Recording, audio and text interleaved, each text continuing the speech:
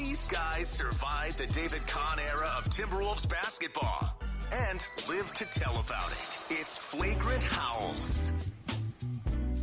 Your favorite Timberwolves lifestyle podcast. We got the Dexter in here today. Old Declan joining the Sports Dad and Phil Mackey because he was in Des Moines road tripper for Wolves Sixers on Friday night. I made the trek down there. You can tell that Dex Tweets hasn't produced this show in a while too, because the old intro was not loaded into the background music. So that's why I thought I was like, wait a minute, I think this is not the bring you ass edition of the intro. Yeah, right? in fact, here I'll hit this. We don't do we just play the one version with here I'll do it just for the audience here. Yeah, ceremonial. We can keep this in. Okay, here we go. I have not been to Minnesota in probably 20 years. Bring your ass. Welcome to Flagrant Howls, a Minnesota Timberwolves lifestyle podcast. Here we go. Yes. now we're back. Okay. Yeah. Hello, everybody. Hello. So, yeah, we're doing State of the Wolves Mondays here, where once the season starts, we'll get you just a full framework of where they stand, playoff odds, all those things. But because the season hasn't started and won't for a week, let's just get right into the vibe check. And we'll start with the guy that was in the building on Friday. And last night at Madison Square Garden, so many things to get to. Holy cow. I got notes.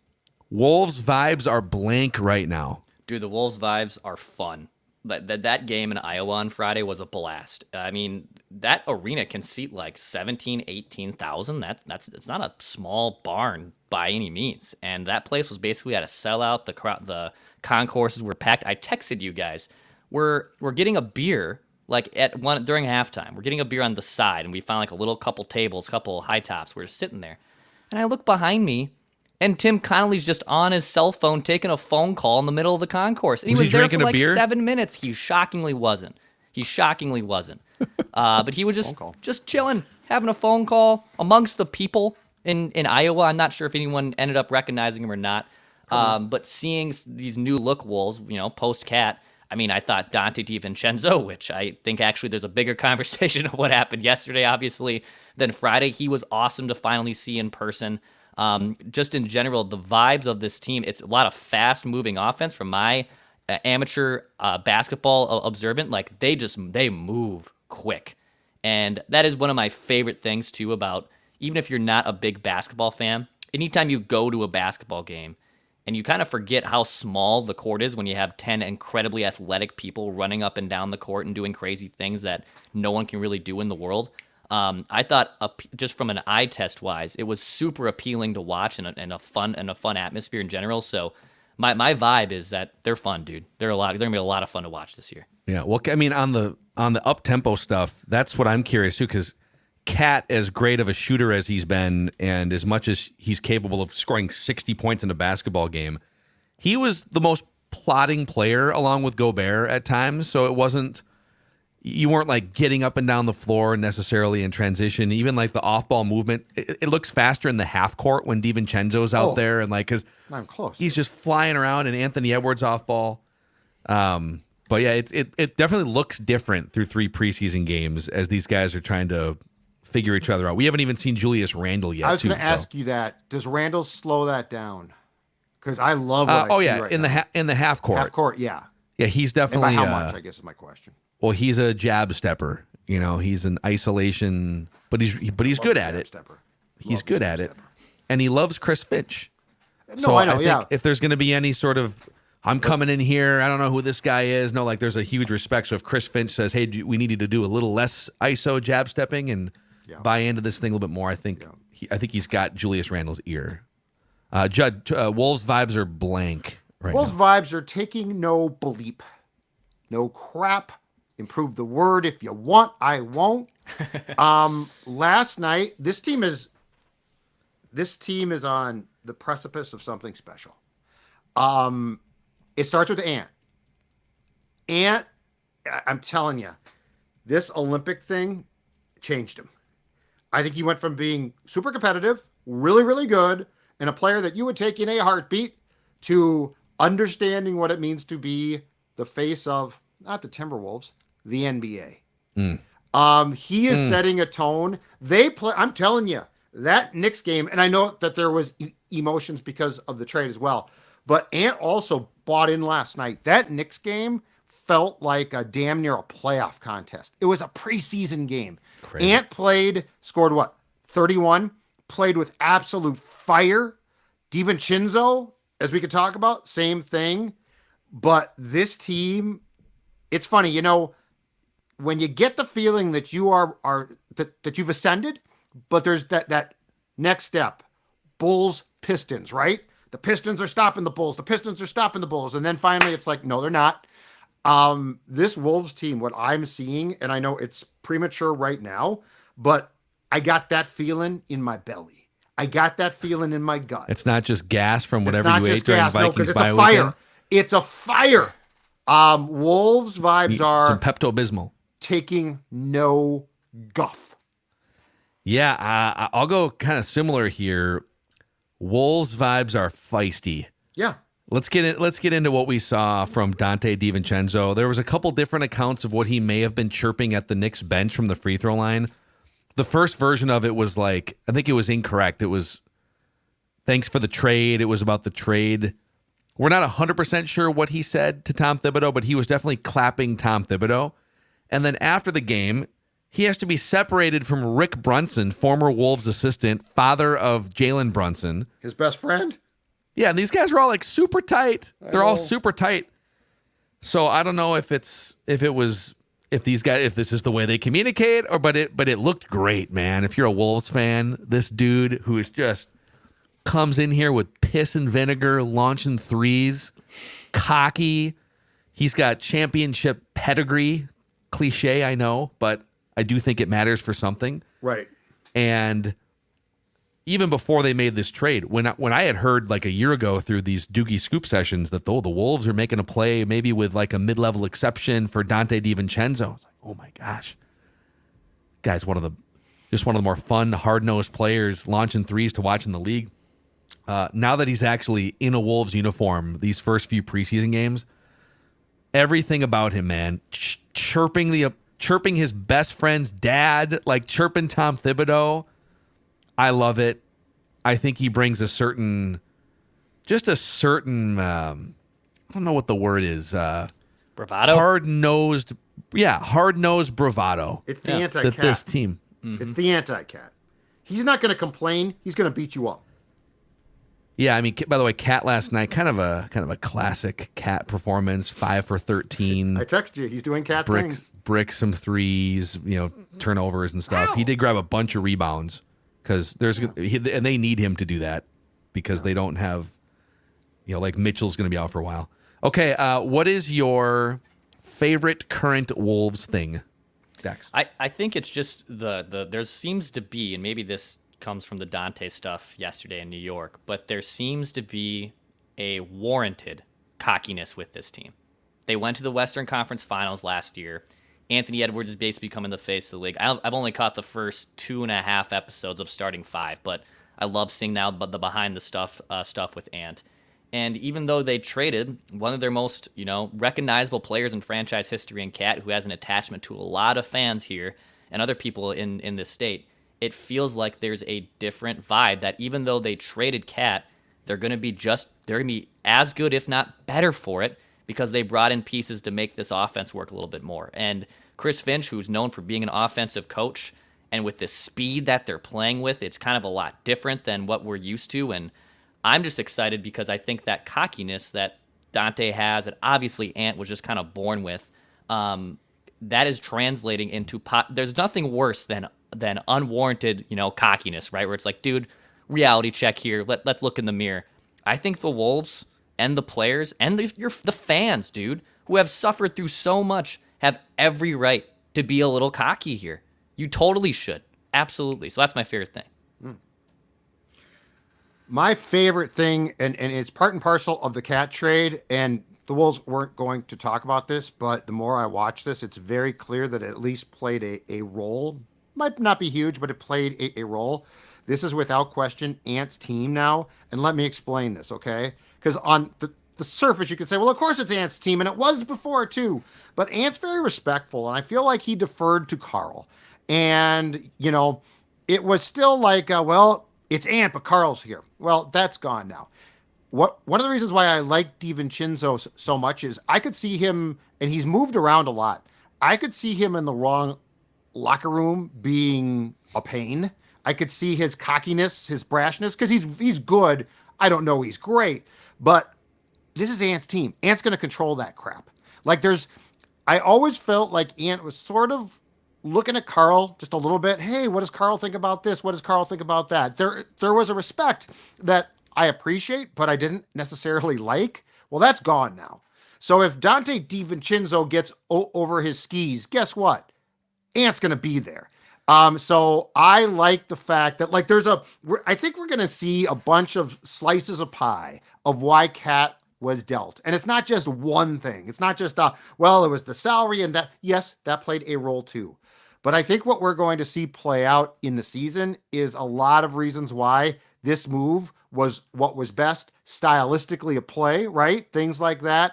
And this being Ant's team now to me is crystallizing, and not in he's the best player. It's his team on and off the court.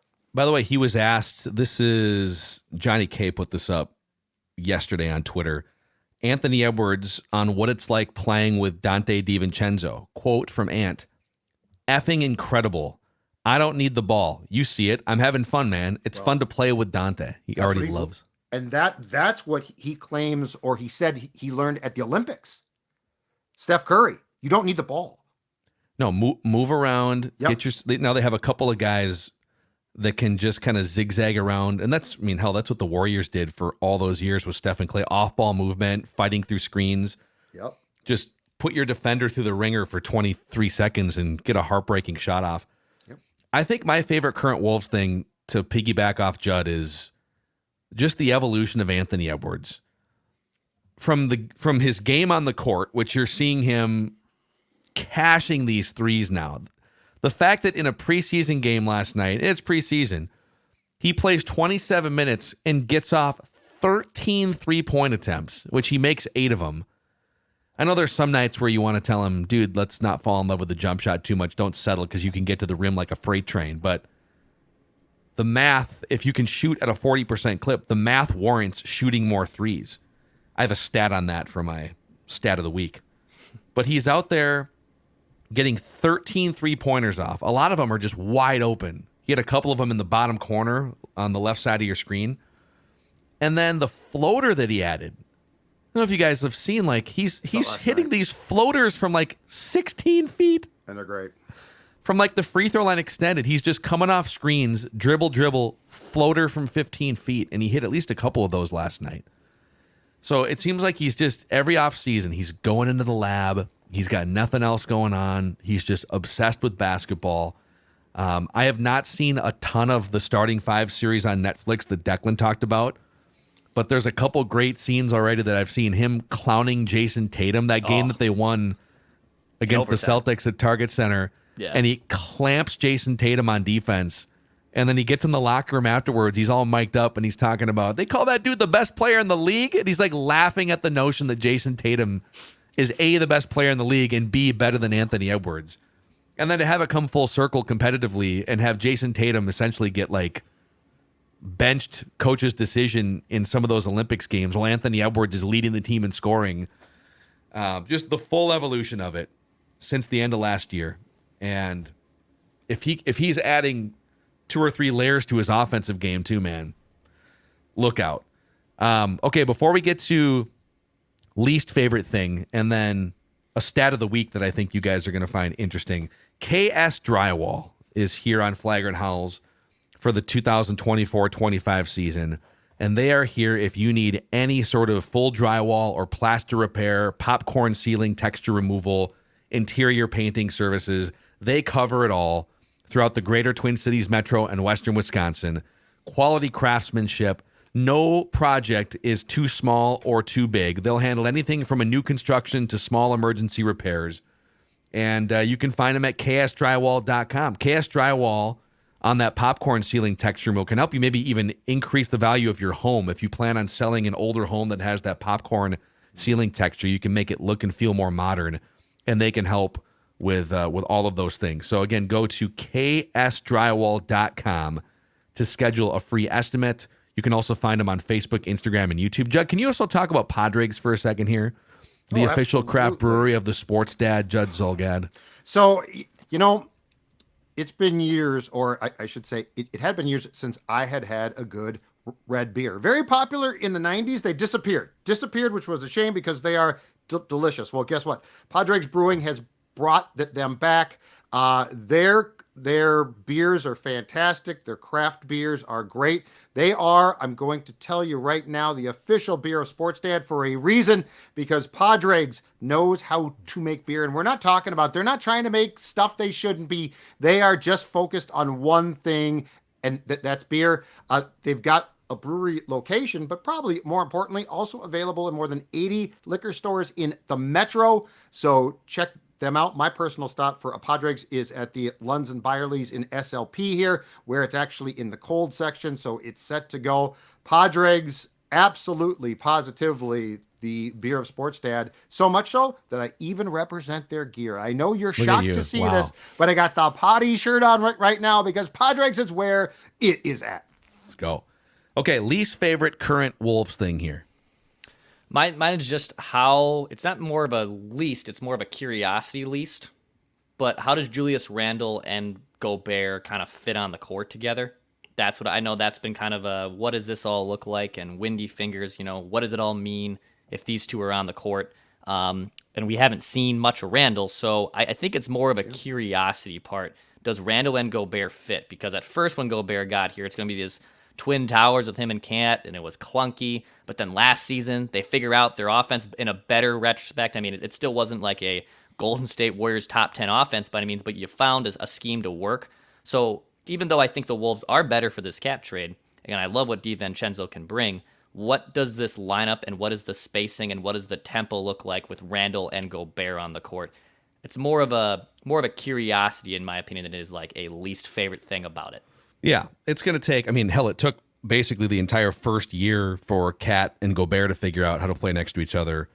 But I think the good news is they were 17th in offensive net rating last year. So it's not, I think a lot of the conversation surrounding this change has been, you're going to derail the offense. Well, it wasn't even a top half of the league offense last year. So let's not be afraid to tinker around here a little bit. Right. And you might see an uptick by just letting Anthony Edwards cook a little bit more and Donte DiVincenzo. And by the way, Julius Randle can do some of the things that Cat couldn't. Like, Cat one-on-one was an offensive foul machine and a turnover machine when he would try and drive. He had the highest turnover rate and offensive foul rate on drives, I think, in the NBA the last couple of years. Right. So there's some things that Cat's certainly a better shooter than Randle, but Randle does some things that Cat was not good at, or that was maybe not even a part of his bag. And plus, too, it's not that Julius is not important, but part of the thing with Gobert and Cat was it had to work. Like, you couldn't be like, it's not working, so we'll just send one of them to the bench. Like, if you've got a lot more ability to play around here. Like, you had to make that work. Both of those guys, were paid massive salaries, deemed to be incredibly important. So if it didn't work, it was a black eye.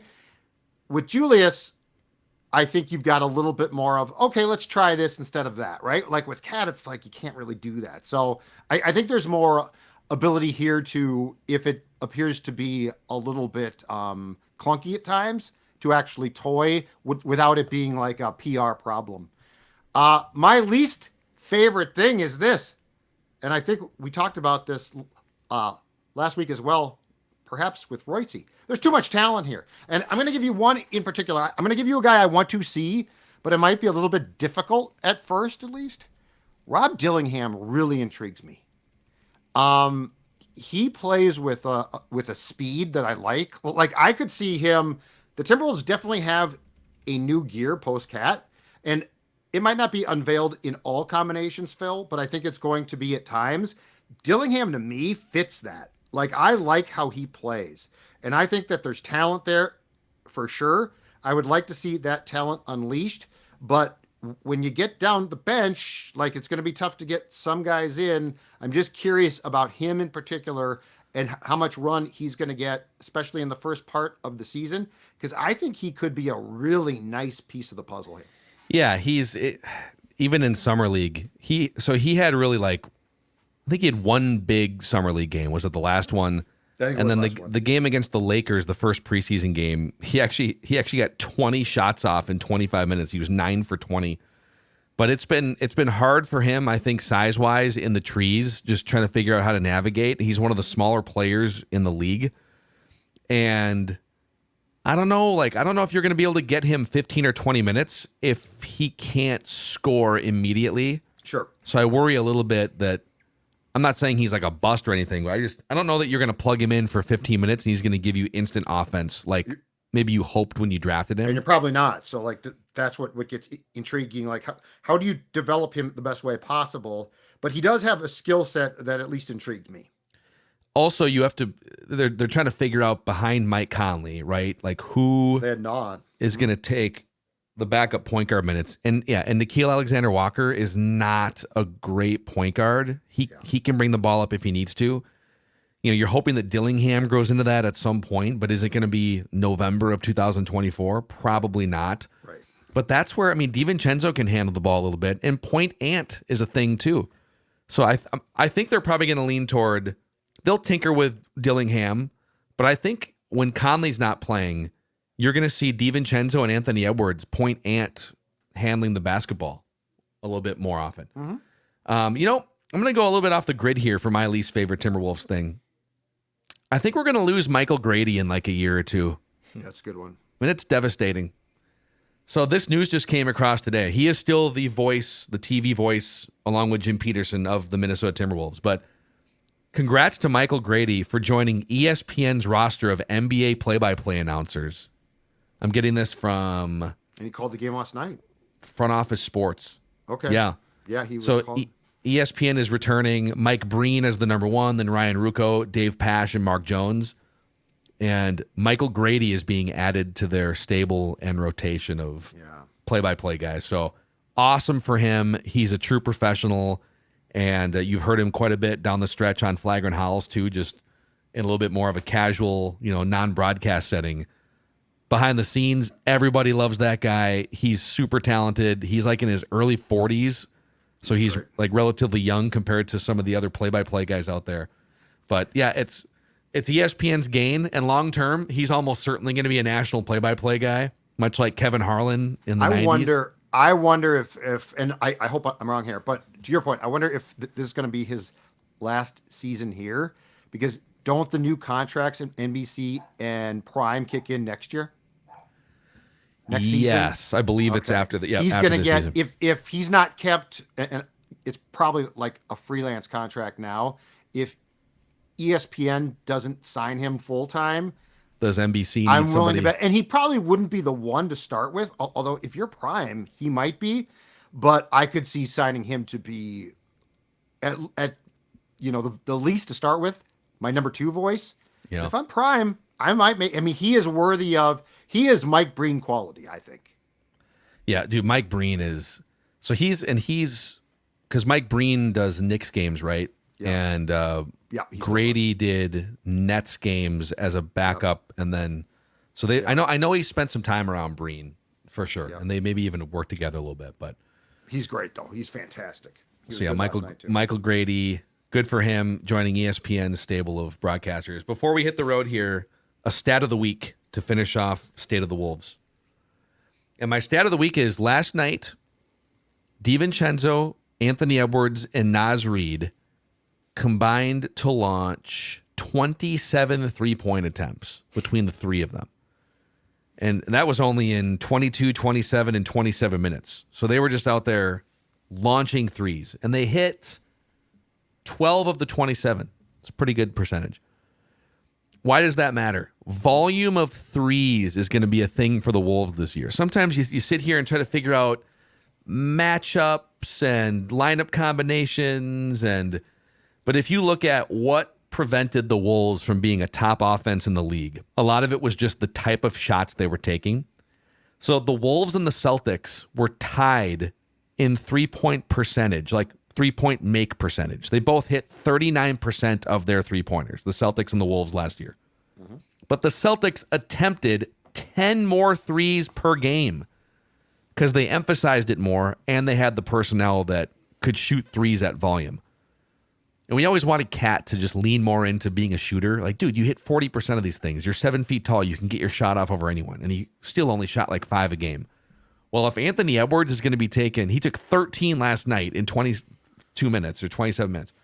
If he's going to be taking 9 or 10, and if DiVincenzo was averaging, I think, 11 in the second half of the season last year, shy away from him. Yep. And Naz Reid's going to launch him when he's in there too, getting from 32 attempts per game closer to 40 attempts per game, that's going to help you solve the math problem and score more points. So that's a big part of the reason why the Celtics averaged 8 more points per game offensively than the Timberwolves. I'm just saying early signs are good that they understand getting off more threes is going to be important to getting that offense into the top 10. It's safe to say there's no question this offense is going to be more fun to watch, right? Like, this just feels to me like it flows. Julius Randle might change it a bit, but I feel like the offense now is at a really good place as far as the personnel goes to fit what they want to do. Hopefully. Yeah. And hopefully they got some dogs here that aren't afraid to Thursday night preseason clap at teams Target like Center. Phoenix. Yeah, Judd and I will be there, Media Row, hanging out. That's the Nuggets, right? That's the Nuggets game they had to reschedule. Got moved up from Friday. Yep. Because of the Lynx. We'll keep an eye on By the the Lynx way, this week coming back 2 home. great games. The Lynx. They started coming back in that game last night too. They never go away. They are like, as resilient as it gets. Jason Voorhees of the WNBA. Yeah. But they can clinch it because it's 2 home games and then a game 5 if necessary back in New York. So they could clinch it at Target Friday Center. here. Yep. So all right. This is I got this one, Dex, down here. This is your favorite Timberwolves lifestyle podcast, Flagrant Howls.